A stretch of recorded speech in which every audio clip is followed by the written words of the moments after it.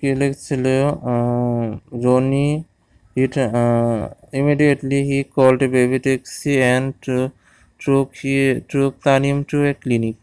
সে তানিমকে একটি হাসপাতাল ক্লিনিকে নিয়ে যায়। From there he phone Tanim's parents. তানিমের প্যারেন্টসকে টেলিফোন করে। When they came to the clinic, যখন তারা ক্লিনিকে এসেছিল, রনি রিটার্ন হোম। রনি বাড়িতে ফিরেছিল উইথাউট সল্ট অ্যান্ড চিলিস, লবণ এবং মরিচ ছাড়া।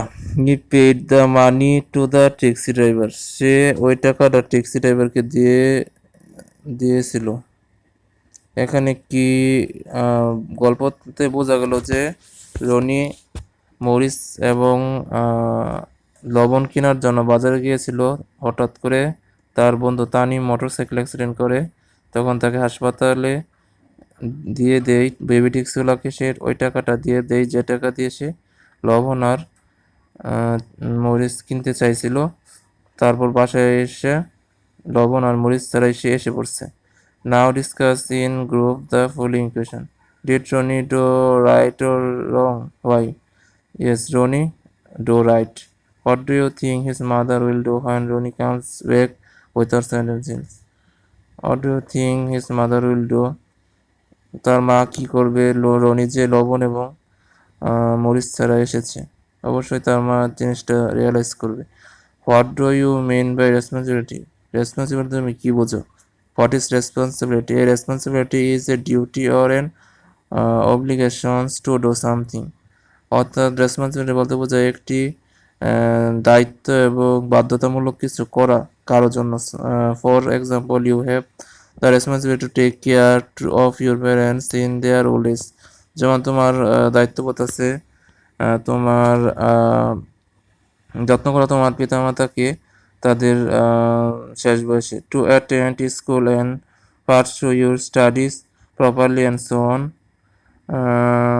তোমার দায়িত্ববোধ আছে স্কুলে উপস্থিত থাকা এবং তোমার পড়াশোনাটা ভালোভাবে করা। You have also the responsibility society, তোমার সমাজের জন্য কিছু দায়িত্ববোধ আছে। অ্যান্ড দ্য গভর্নমেন্ট, সরকারের জন্য কিছু দায়িত্ববোধ আছে। To help an your in travel or to cast your vote if you are 18 or over. অর্থাৎ তোমার একটা দায়িত্ববোধ আছে, 18 বছরের বেশি হলে তোমাকে অবশ্যই ভোট দিতে হবে। Responsibility is also an obligation or a duty not to do something. দায়িত্ববোধ বলতে আরও কিছু বোঝায় কোনো কিছু না করা। For example, you have the responsibility not to steal a book from a public library or not to put your building materials on the footpath. এই রেসপন্সিবিলিটি আরও কিছু বোঝায়, যেটা হলো তুমি একটি পাবলিক লাইব্রেরি থেকে বই একটি চুরি না করা, এটাকে বোঝায়। অর্থাৎ আবার বোঝায় তুমি ফুটপাথে কোনো বিল্ডিং ম্যাটেরিয়ালস না রাখাটাও বোঝায়। Those are your responsibility as citizens, এটা তোমার নাগরিক হচ্ছে তোমার দায়িত্ব। But there are responsibilities of the government as well, সরকারের কোনো দায়িত্ববোধ আছে, সরকারের কিছু দায়িত্ববোধ আছে। our government has the responsibilities to provide its citizens, আমাদের সরকারের দায়িত্ববোধ হলো প্রদান করা নাগরিকদের the basic necessities of life including food, cloth, shelter, education and medical care. অর্থাৎ আমাদের সরকারের দায়িত্ব হলো আমাদের খাদ্য, বস্ত্র, বাসস্থান, শিক্ষা, চিকিৎসা এগুলো প্রদান করা। The government also has the responsibilities to protect the fundamental right of its citizens to freedom of speech and expression. সরকারের আরও দায়িত্ববোধ আছে যে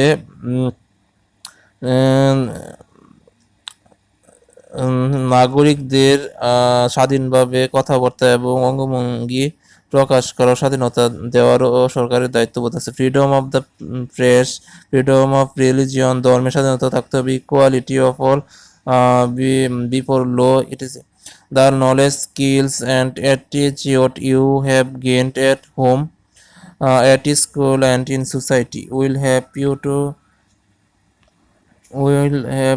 to accept your responsibilities and carry them out effectively. Remember, discharging your responsibilities you will be good for you.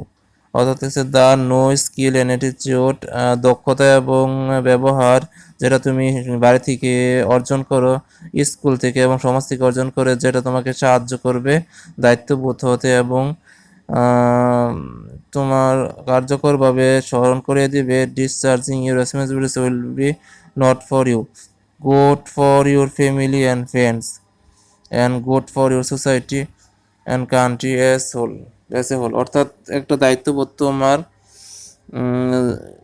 ফ্যামিলির জন্য, বন্ধু বান্ধবের জন্য এবং সমাজের জন্য একটা ভালো দিক।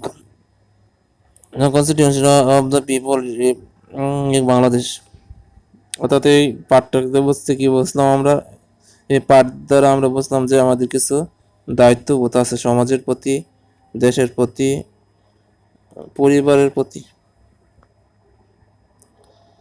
Look at the picture, words in pair. Suppose this road is near your school.